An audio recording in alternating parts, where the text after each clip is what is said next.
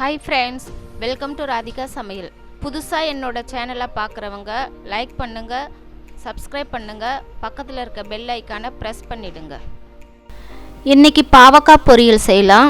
ரொம்ப ஹெல்தியான ரெசிபின்னு சொல்லலாம். வாரத்தில் ஒரு டைம் 2 டைம் சாப்பிட்றது நம்ம உடம்புக்கு ரொம்ப ஹெல்தி.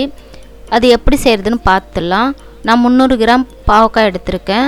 அதை இதை மாதிரி எங்கள் மாமியார் இந்த சைஸில் கட் பண்ணுவாங்க. ஒரு சிலரில் ரவுண்டாக கட் பண்ணுவாங்க. அது உங்களோட விருப்பம், எப்படி வேணால் கட் பண்ணிக்கோங்க. கட் பண்ணிவிட்டு ஒரு சிலர் அப்படியே பாஜி செய்வாங்க, பொரியல் செய்வாங்க. அப்படி செய்யும்போது கசப்புத்தன்மை அதிகமாக இருக்கும். எங்கள் மாமியார் என்ன செய்வாங்க, இதை மாதிரி கட் பண்ணிக்கணும். கட் பண்ணிவிட்டு கல்லுப்பு கொஞ்சம் போடுவாங்க, போட்டு ஊற வச்சுடுவாங்க. ஒரு அரை மணி நேரம் 1 மணி நேரம் அப்படியே ஊற வச்சுடுவாங்க கல் உப்பில். 1 மணி நேரம் கழித்து நல்லா ஊறின பிறகு ஒரு 2-3 டைம் வாஷ் பண்ணுவாங்க. வாஷ் பண்ணும்போது அந்த கசப்புத்தன்மை கொஞ்சம் போன பிறகு அதை எண்ணெயில் நல்லா சிம்மாக கேஸ் வச்சு பொரிச்சு எடுப்பாங்க. அப்படி செய்யும்போது அந்த கசப்புத்தன்மை ஃபுல்லாக போயிட்டு நல்ல டேஸ்ட்டாக இருக்கும். அவ்வளோவா தெரியாது கசப்பு. இப்போ நான் அரை மணி நேரம் அப்படியே ஊற வச்சிட்றேன். நல்லா தண்ணியில் நல்லா வாஷ் பண்ணிட்டேன். கடாய் வச்சுட்டேன். கேஸ் ஸ்லோவாக தான் இருக்குது. கடாய் நல்லா சுட்ட பிறகு கொஞ்சமாக எண்ணெய் ஊற்றிக்கலாம்.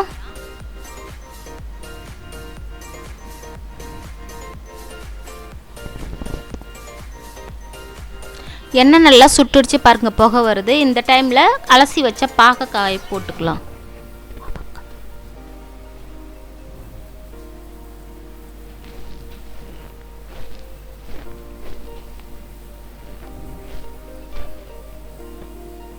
நல்லா வதக்கிக்கணும். வதக்கும்போது தான் நல்ல டேஸ்ட் வரும்.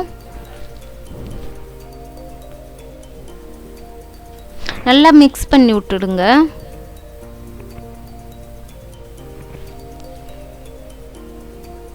வயிற்றில் எதனா பூச்சி கீச்சி இருந்தாலும் போயிடும். சுகர்காரங்களுக்கு ரொம்ப நல்லது இது. இந்த பாஜி வாரத்தில் மினிமம் 1 டைம் 2 டைம் சாப்பிட்றது சுகர் கண்ட்ரோல் பண்ணும்.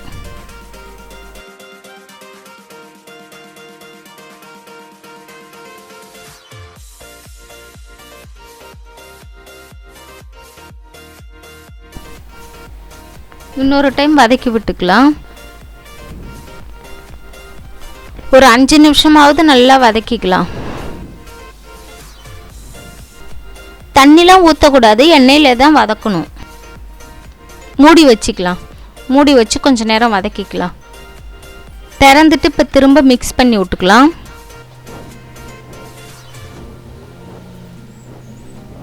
இந்த மாதிரி ப்ராசஸில் செஞ்சால் பிடிக்காதவங்க கூட பாவக்காய் சாப்பிடுவாங்க. ஏன்னா கொஞ்சம் கசப்பு கண்ட்ரோல் ஆகும். மறுபடியும் மூடி வச்சிடலாம். பாருங்கள், கலர் ஃபுல்லாக சேஞ்ச் ஆகிடுச்சு பாருங்கள். அந்த எண்ணெயில் வதக்க வதக்க ஃபுல் கலர் சேஞ்ச் ஆகிடுச்சு பாருங்கள். லைட் எல்லோ கலராக வந்துடுச்சு பாருங்கள். நல்லா வதங்கிடுச்சு பாவக்காய் ஃபுல்லாக. இதை ஒரு பாத்திரத்தில் எடுத்து வச்சிடலாம்.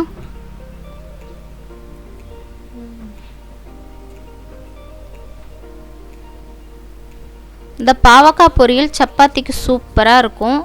ரைஸுக்கும் சைட் டிஷ்ஷாக சூப்பராக இருக்கும். பாவக்காய் வதக்கின அதே கடாயில் கொஞ்சமாக எண்ணெய் ஊற்றிக்கோங்க. நல்லெண்ணெய் 1 ஸ்பூன், கடலை எண்ணெய் 1 ஸ்பூன். உங்கள் விருப்பம், நீங்கள் எந்த எண்ணெய் வேணால் ஊற்றிக்கலாம். எண்ணெய் நல்லா சூடு ஏறிடுச்சு பாருங்கள். புகை வர அளவுக்கு நல்லா சுட்டுடுச்சு. கடுகு போட்டுக்கலாம். 1/4 டீஸ்பூன் கடுகு போட்டுக்கிறேன். கடுகு நல்லா பொரியட்டும். 1/4 டீஸ்பூன் ஜீரகம், 1 பிஞ்ச் சோம்பு, 2 வெங்காயம் தோல் உரிச்சிட்டு சின்ன சைஸில் கட் பண்ணியிருக்கேன். அதையும் போட்டுக்கலாம்.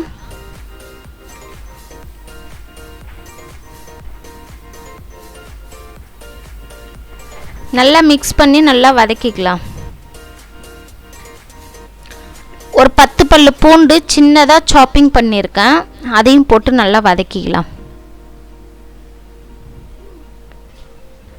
கருவேப்பிலை கொஞ்சம் போட்டுக்கலாம்.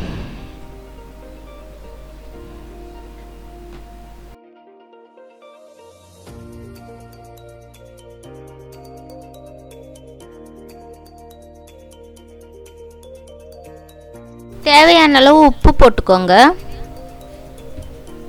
வெங்காயம் வதங்கும் போதே உப்பு போட்டால் சீக்கிரம் வெங்காயம் வதங்கும், அதுக்காக உப்பு போட்டுக்கலாம்.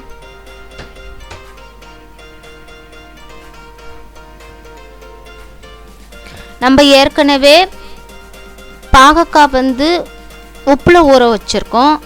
என்ன தான் நம்ம தண்ணியில் அலசினாலும் அதில் கொஞ்சம் உப்பு டேஸ்ட்டு இருக்கும். அதை மெஷர் பண்ணி உப்பு போட்டுக்கோங்க.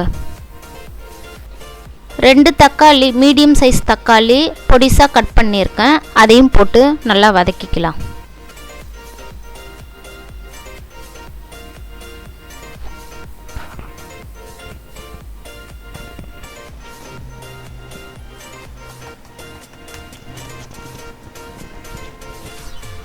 தக்காளியும் வெங்காயமும் நல்லா குழைய வதங்கணும். கிண்டி விட்டு மூடி வச்சிடலாம். நல்லா தக்காளி வெங்காயம் வதங்கிடுச்சு. பாகக்காய் நம்ம வதக்கி வச்சுருந்தோம் பாருங்கள் ஸ்டார்டிங்கில், அதை ஒரு பாத்திரத்தில் வச்சுருந்தோம். அதையும் இந்த பேஸ்ட்டில் போட்டு நல்லா மிக்ஸ் பண்ணிக்கலாம்.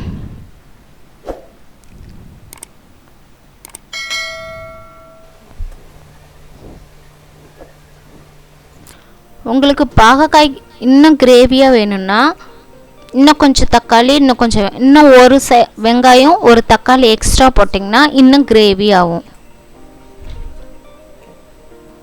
பாவக்காய்க்கு தேவையான மசாலா போட்டுக்கலாம்.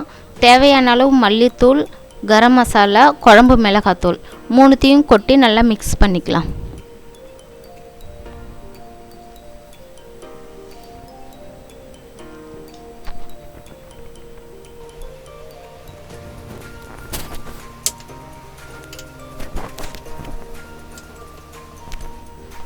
நல்லா மிக்ஸ் ஆகிடுச்சு பாருங்கள். இன்னொரு டைம் நல்லா மிக்ஸ் பண்ணி விட்டுக்கலாம்.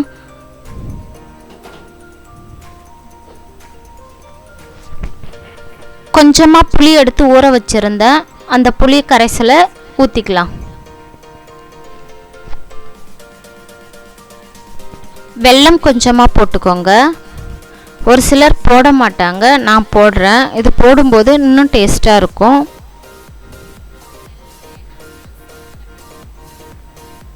போட்டு நல்லா மிக்ஸ் பண்ணிக்கோங்க. தேவையான அளவு தண்ணி ஊற்றிக்கோங்க. உங்கள் விருப்பம், திக்காக வேணுமோ இல்லை தண்ணி மாதிரி வேணுமோ அதுக்கேற்ற மாதிரி தண்ணி ஊற்றிக்கலாம். கொஞ்சமாக கருவேப்பிலை போட்டுக்கலாம்.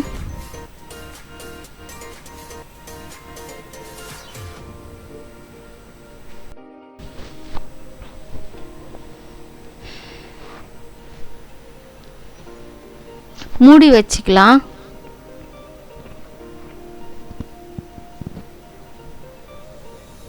ஒரு 5 மினிட்ஸ் அப்படியே வேகட்டும்.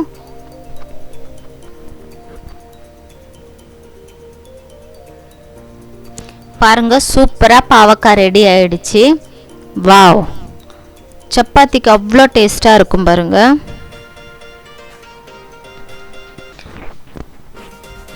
எண்ணெய் தெளிஞ்சு வர அளவுக்கு வேக விடணும். பாருங்கள், சைட்லாம் எண்ணெய் தெளிஞ்சு வந்துடுச்சு. அப்படின்னா பாவக்காய் நல்லா ரெடியாகவும் ஆயிடுச்சு.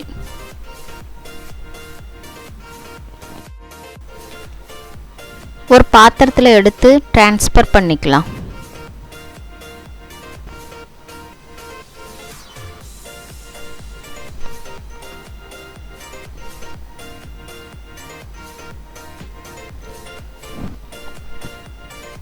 இந்த பாவக்காய் ரெசிபி உங்களுக்கு பிடிச்சிருந்தா ஒரு சின்ன லைக் கொடுத்துட்டு ராதிகா சமையலுக்கு சப்ஸ்கிரைப் பண்ணிவிட்டு பக்கத்தில் இருக்க பெல் ஐக்கானை கிளிக் பண்ணிவிடுங்க. அடுத்த வீடியோவில் பார்க்கலாம். தேங்க்ஸ் ஃபார் வாட்சிங்.